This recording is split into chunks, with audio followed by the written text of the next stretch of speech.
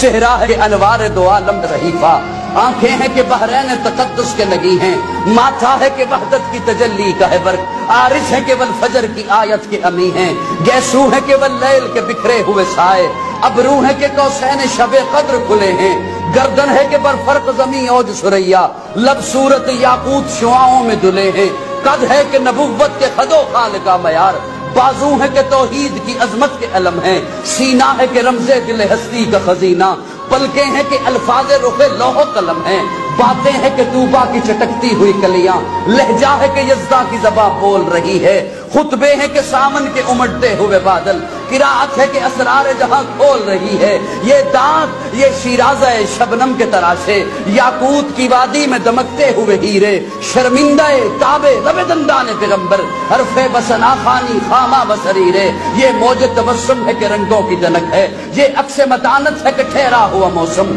یہ شکر کے سجدے ہیں کہ آیات کی تنزیل، یہ آنکھ میں آنسو ہے کہ الہام کی رمجم، کہنے کو تو ملبوس بشر اوڑھ کے آیا، کہنے کو تو ملبوس بشر اوڑھ کے آیا، لیکن تیرے احکام فلک پر بھی چلے ہیں، انگلی کا اشارہ تھا کہ تقدیر کی ضربت، مہتاب کے ٹکڑے تیرے قدموں میں گرے ہیں، کہنے کو تو فاقوں پہ گزری تیری راتیں، اسلام مگر اب بھی نمک خار ہے تیرا، تو نہیں سکھائی تمیز من و یزداں، انسان کی گردن پہ صدا بار ہے تیرا، کہنے کو تیرا فقر تیرے فخر کا باعث، لیکن تو سخاوت کے سمندر کا کنارہ، کہنے کو تیرے سر پہ ہے دستار یتیمی، لیکن تو زمانے کے یتیموں کا سہارا۔